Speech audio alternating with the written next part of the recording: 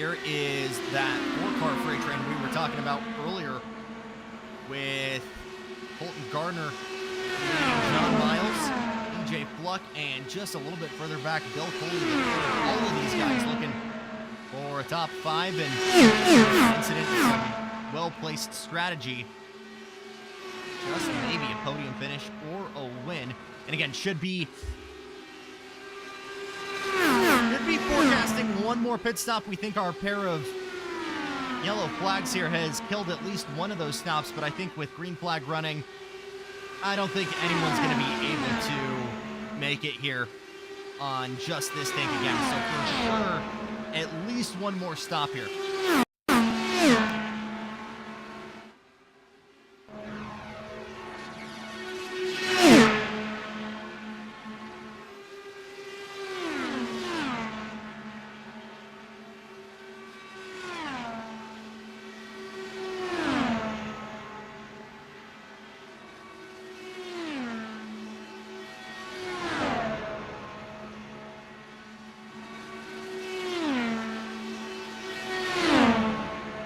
So again, Derek Booker, who had such phenomenal pace early in this season, has struggled to find it back, so much so that he's abandoned trusty Mach 5 in favors of finding other numbers that maybe aren't as cursed, in his own words. And for the 250, has elected to go back to the Mach 5. And I'll tell you what, just further back there, you can maybe start to cue the Jaws music, because this 4-pack is slowly starting to close that gap. The powers of what can happen when you're not constantly trading positions and going for the lead. It is beautiful.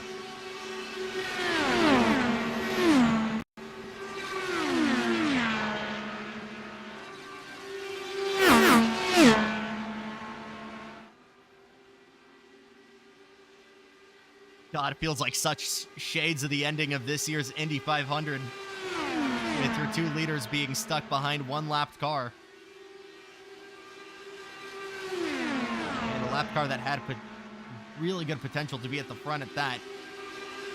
And it was ironically Matthew Faust trying to have an Alex Palou ending his Alex Palou season, as he's been almost undefeated behind the wheel of that 45.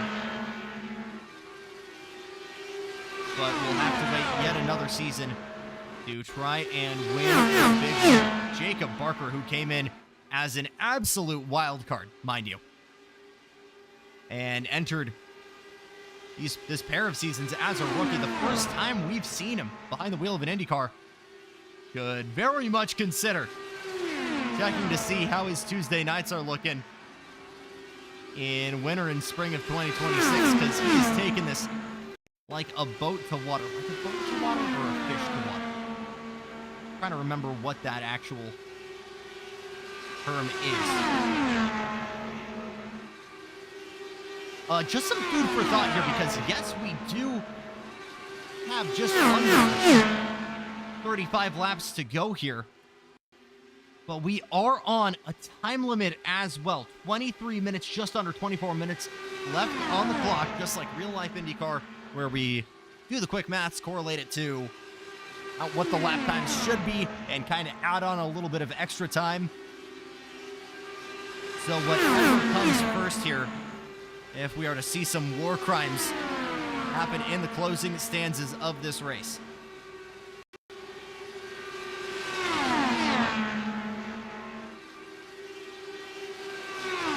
So why have we not seen Jacob Barker clear this lap car in front of him? Multitude of reasons. And you get the knee-jerk behind it, right? Because you maybe want that meat shield of that car between you, and the natural, for the race fan, the natural attitude is just trying to go as fast as possible. This guy's in front of me. I need to get by him.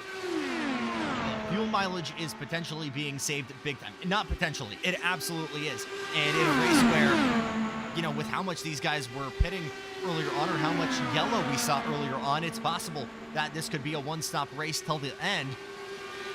Any extra amount of fuel that can be saved can add up in a big way, especially once we get to the final 20 laps, 15 laps of this race.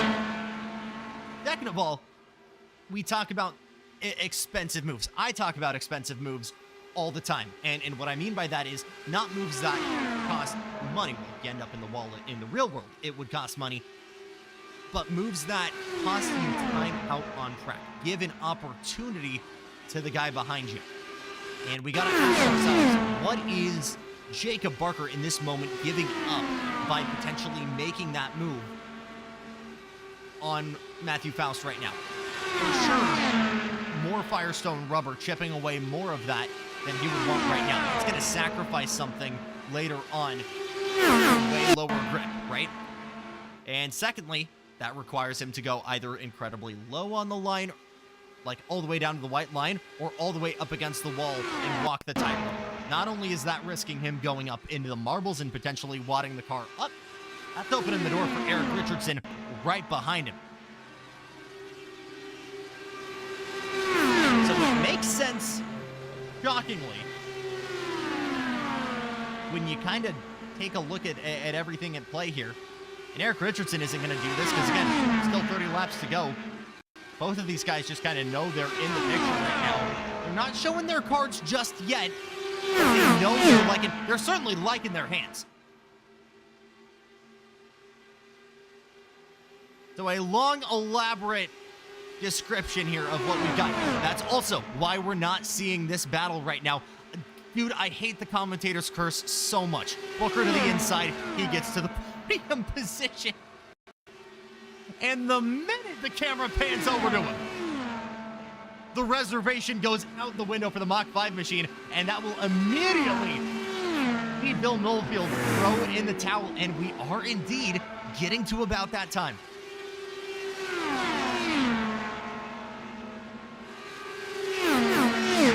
Bill, one of the first guys to come in earlier on, so not too much of a shocker, and that is immediately giving us the answer of, yeah, these guys aren't going to have the fuel to make it, at least now. We saw some yellows earlier on, but if we look at our what to watch earlier on, about 30 laps being as much as you can stretch it, so that makes sense.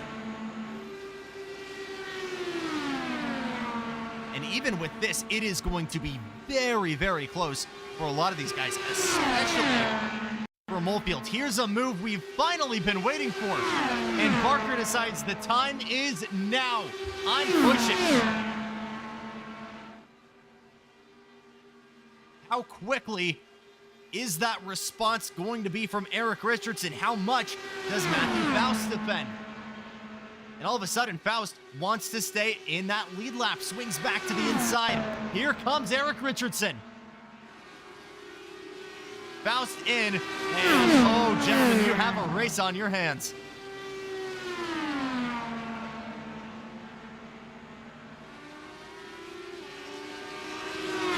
Booker just coming out on track. Don't see a penalty for him. So his final stop will be a clean one. Didn't mention that. Derek Booker pitting as well. Where is that blend, though, with his adversary? Because Bill Molefield is just now coming into the pits. Jacob Barker still out in front. Getting to the 3/4 point. And here comes Eric Richardson, who's going to try the undercut.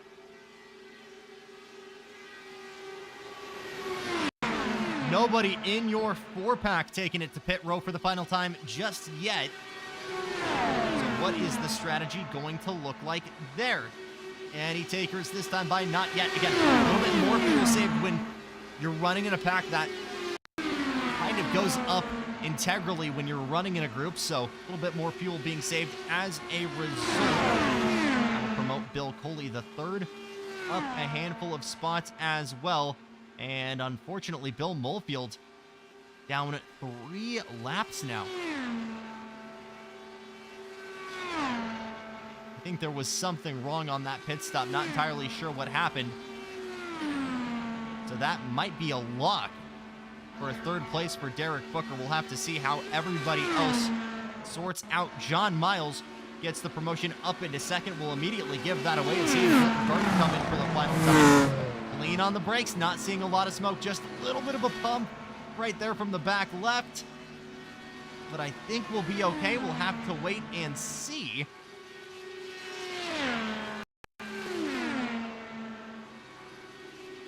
So here is Eric Richardson, who is not getting a lot of help, and your race leader, Jacob Barker, almost exactly a lap down, has a big lock on his way into the pits. It was knife edge coming in for the final time. Is that going to be a penalty, though, for Jacob? It's the little things like this that catch you up and could get you out at Indy. It's what's already taken Jax Malin and Dawson Buchanan out of contention. And it's unfortunately what got Matthew Faust out as well. DJ Fluck will lead laps at home. Bill Coley in second, Jacob Barker in third. Here is the blend, and here is the move for the lead. Faust down on the inside, battling with him. Just set the fastest lap. Here is the blend from Barker. And you see all three of these guys on your picture. Barker clearly out in front.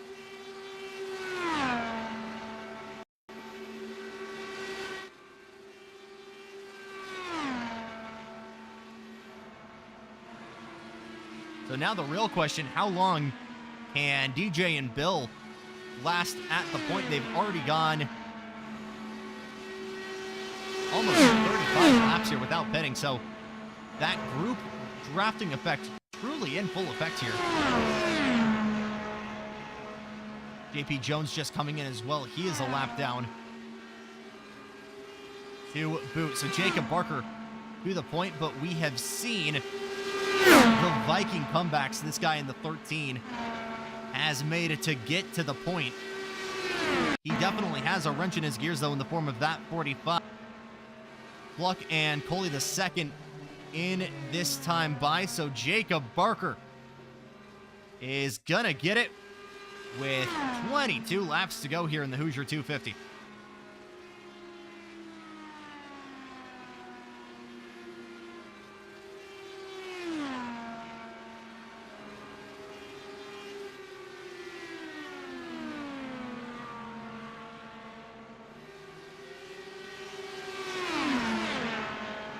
Another close battle on track right now. Bill Molefield a handful of laps down. Watch that gap on the left-hand side of your screen here between Barker and Richardson. And we will see if he is able to close that gap. Heartbreak for Bill Molefield, who was looking to run back his podium finish one season ago, and unfortunately not looking like he will be able to do so. Derek Booker hoping to get that podium finish in the Mach 5 he has waited almost an entire season for. And the battle for the best of the rest in full effect right now. Colton Gardner just clearing Molefield there for fourth, and will try and get through that 54 Bass Pro Shops machine. Great run from John Miles as well.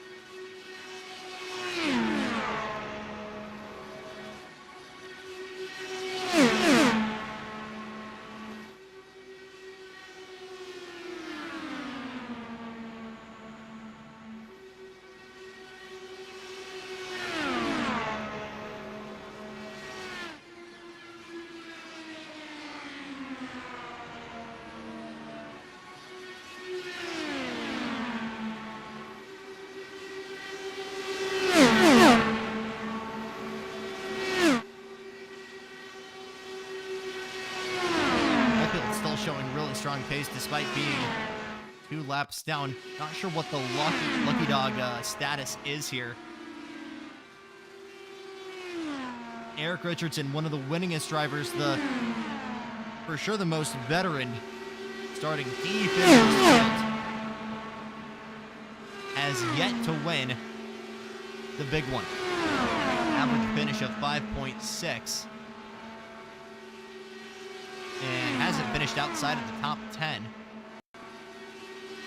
It guys still looking for that maiden victory here at home. Again, Matthew Faust not doing him any favors, really.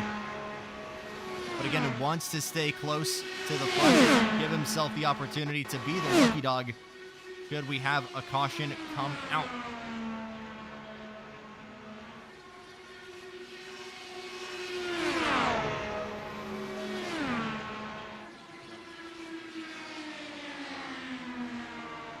So Colton Gardner able to clear Phil Molefield further back, but has not found enough pace there to get John Miles.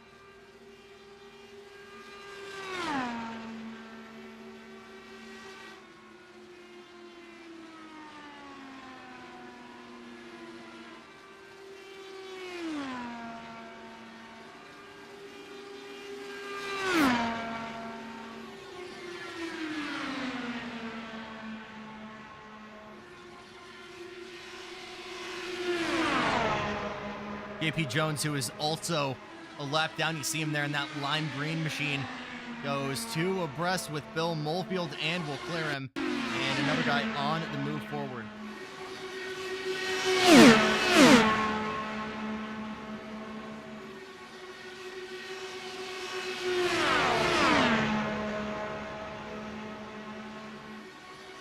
But this has indeed separated our lap traffic from our main traffic, and battle for fourth has some fire lit underneath it again. So Colton Gardner right on the wing of John Miles. All these guys 15 seconds back from Booker right now, but everybody's still with a shot of taking this.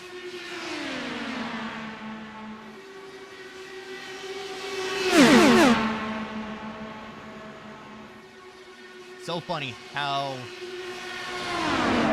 just the slightest of margins in pit lane can lead to this level of dilution. Maybe not too much of a shocker when, again, these guys are running speeds of over 220.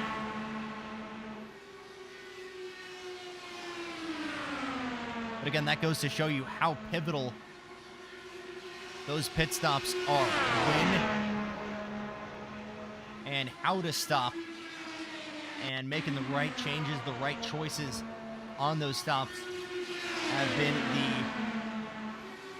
deciding factors of tonight. Genuinely, this is not a race to this point that has been won out on track, but has been won and lost in pit lane. Both J.P. Jones and Matthew Faust having a shot of winning this race, but penalties catching them down.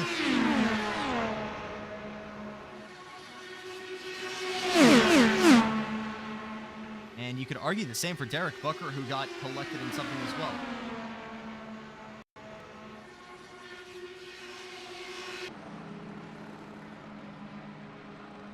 And you look further back, Colton Gardner has had a phenomenal race so far, has really flexed on pace. He just has not had the draft to help get him to the front. We'll see what he can do from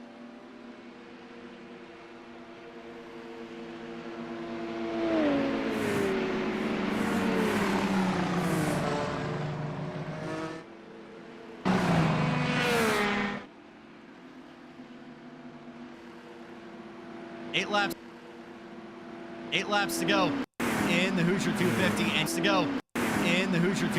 and you just had the feeling laps to see what he can do from the very tail of this dragon. Eric Richardson has come in as a wild card and battled back and forth with Jacob Barker for the lead before that final round of pit stops. Derek Booker, though, was early, strong, incredibly fast in the opening stanzas of this race, will try to make it a third Indy 250 victory. Parker and Richardson looking for their first. Green flag on the track and just 7 laps to go to crown a champion.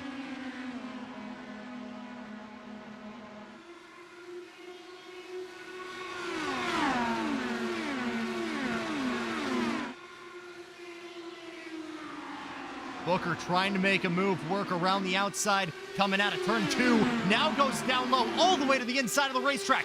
Gets a little bit of ground. Jacob Barker just waiting to get in the mix. 3 wide into turn number 3. Barker down low. Booker right in the middle of the racetrack and walks the tightrope going high. Somehow still side by side coming into turn number 4. We missed it further back. Colton Gardner able to clear Eric Richardson and work his way onto the podium. And the full-time Wednesday night dash driver could start his tenure for Indy Racing World Series with a podium in the biggest race of them all. But a newcomer in the same series could walk away with a victory. Here comes the high side.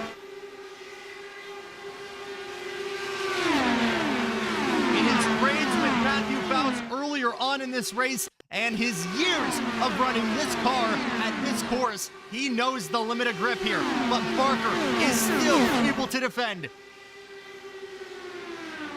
3 wide with 5 laps to go. Booker nearly into the side pod of Gardner. And that tarnishes the plans of Booker significantly. You can see how quickly Barker goes down to the inside line trying to defend. The best run he's had all night long. Wants to get it done. Inches from one another. Barker goes around. JP flies. Jacob Barker gets airborne. And the most successful driver of this race out early, Colton Gardner, will lead laps for the first time tonight at Indy.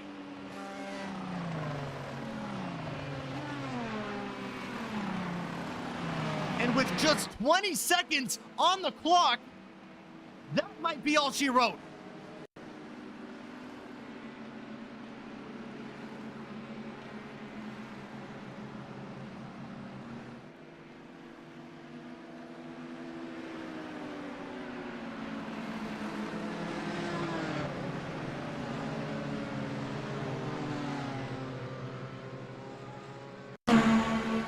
Here's a replay of that incident, and when you're running 3 wide like that, I mean, it only felt like a matter of time.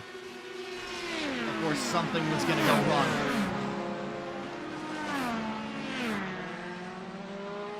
But the knowledge was there. If you had to move to the front of the field, you had to get yourself in contention as quickly as possible.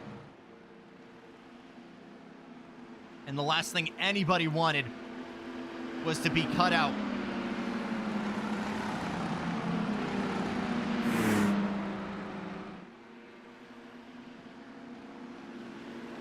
JP able to keep that car running after that rallycross moment, but unfortunately coming into the pits, so Colton Gardner and I believe Eric Richardson, your top 2. Bill Coley the second, also one of those drivers. And we are running this to the very end. So no added time penalty, but we're gonna try this one more time. And it is a whole new ball game with 4 laps to go here.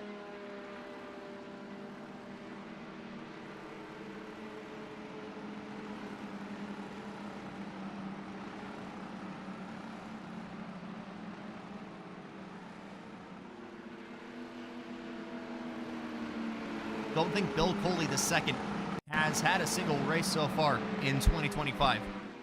And now he sits in contention to potentially win the break, win the big one. We'll see what he can do here when we come back from Indy.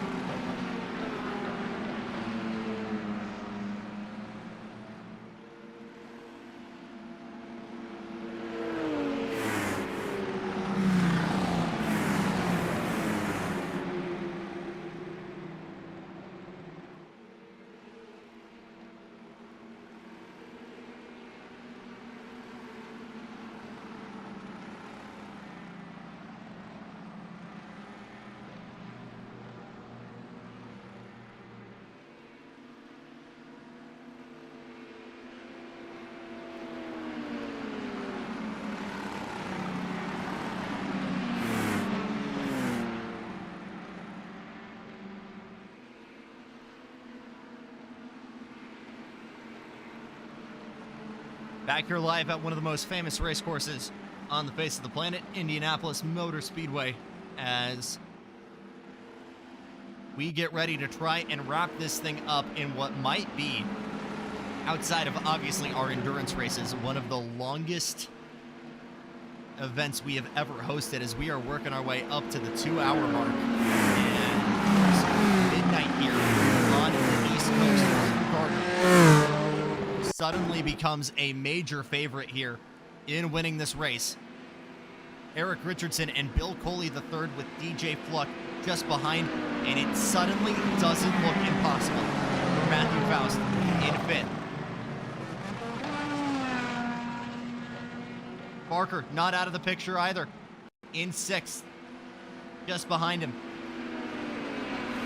But again, if you're making moves, you need to make them fast. It will be 2 laps and 5 miles to go at the line.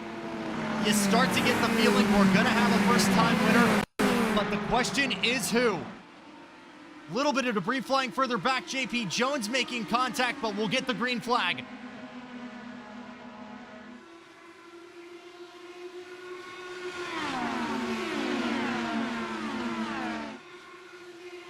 Black flag for John Miles, as the incidents have ticked up. Just one too many for him. We unleash the dragon here. Nearly 3 wide. It will peak to the high side into turn number 3. Here comes Matthew Faust all the way down to the inside. 2 cars in 1 corner. Cleared Fluck and Booker. White flag this time by. Who's going to win the Hoosier 250? Booker tries the outside. Faust all the way down to the inside. No, around the outside. Richardson gets collected. So too, I believe, Colton Gardner. No, he's in 3rd. We'll stay green, I believe. Richardson involved. Booker goes around. That'll knock the wing of Gardner. Here comes Gardner to the inside.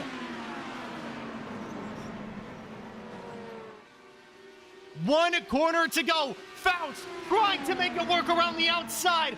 Who's got more ponies? Faust, with the opportunity for a Hollywood finish, will take the Indy 250.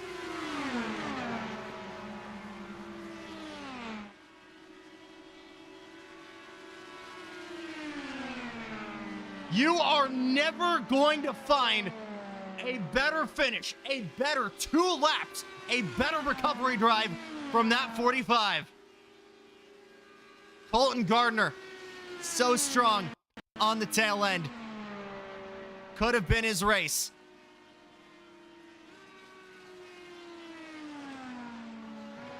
But the storybook ending and the Season 7 championship belongs to Matthew Faust.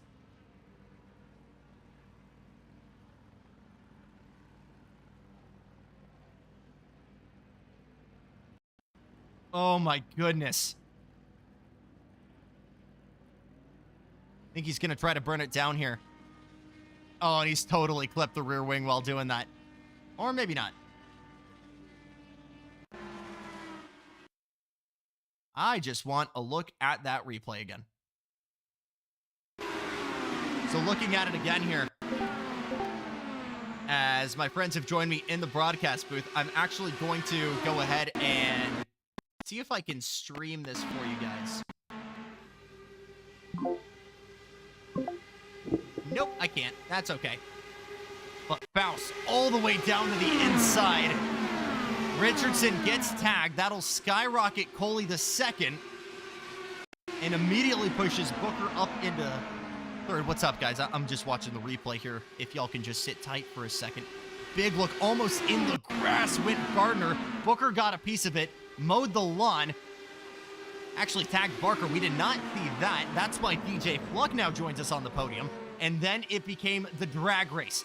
Inside line was preferred for Gardner, but Faust says high line, no problem. Even with the draft, it becomes a storybook ending to his Season 6 campaign. So without further ado, I think it's only fitting we bring this this insane group of drivers in here, and we will get started with DJ Fluck, who had a roller coaster night. I know you kind of drenched yourself in Miller Lite after last weekend. You were hoping you were going to bust out the Altadena this evening, but talk to me about that high and low. Fragile. But I've been Richardson in the wings, but the man who is the reason why my voice sounds deep fried. Richardson in the wings, but the man who is the reason why my voice sounds deep fried. Coming down the front straightaway, obviously, in these cars, when you're kind of far behind, you have the ginormous toe. I saw a gap, he kind of blocked it and then moved up, and I just took it. Two or four on the high side, and somehow it worked. You know, I didn't know if that was just on the high side, and somehow it worked. You know, I didn't know if that was just practice or whatever. Practice or whatever. How does a Hoosier 250 victory feel for you? Really phenomenal drive tonight. How does a Hoosier 250 victory feel for you? Really phenomenal drive tonight, and really phenomenal drive tonight, and I mean that in every sense of the word of phenomenal. There into turn number one. There into turn number one. Yeah, you know, I saw Matt.